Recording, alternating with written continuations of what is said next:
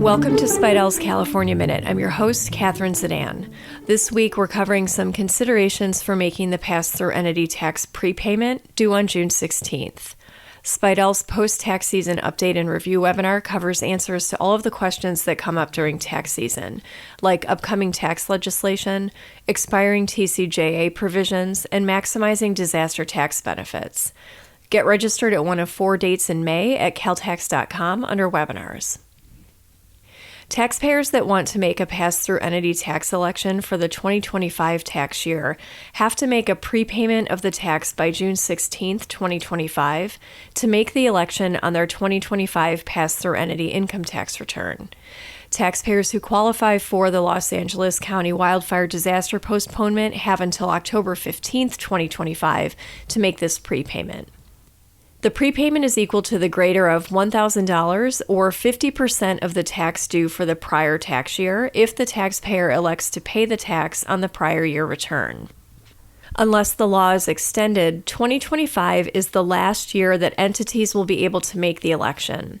However, even if the pass-through entity tax election is not extended, any unused carryovers remaining will still carry over for 5 years from the year the credit was generated. Here are some key factors to keep in mind when determining whether to make the June 16th prepayment. If the entity did not make the election for the 2024 tax year, then only $1,000 is due by June 16th to preserve the right to make the election for 2025. This is true even if the entity had made the election for 2023 or prior years. The 50% of prior year tax requirement is based on the pass-through entity tax amount that's due for the prior tax year. There are no exceptions to this 50% threshold, even if the underpayment is a small amount or if the 2024 pass-through entity tax was unusually large, for example, due to a one-time gain. The 50% threshold is based on the amount that is ultimately reported on the final 2024 return. So if a taxpayer underestimates their pass-through entity tax liability for a 2024 return that's still on extension, or later amends a 2024 return to increase the liability and then doesn't meet the 50% threshold, the entity is ineligible to make the election for 2025.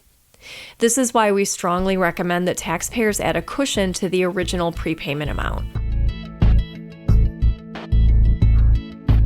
If the entity is formed after June 16, 2025, or changes its entity type effective after June 16, 2025, it's not required to make a prepayment for the 2024 tax year if its short year does not include June 16th.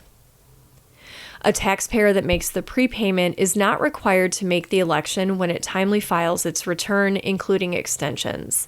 If the taxpayer makes a June 16th prepayment and either chooses not to make the election when it files its 2025 return or finds that it is ineligible to make the election, the prepayment can be applied to any of the entity's other outstanding tax liabilities at the time it files its return.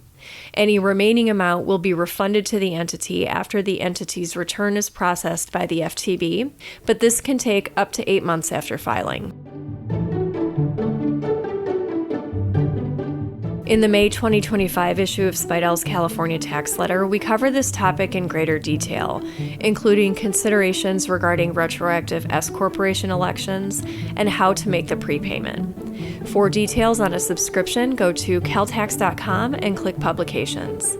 That's all for this week. Join us next time for another episode of Speidel's California Minute.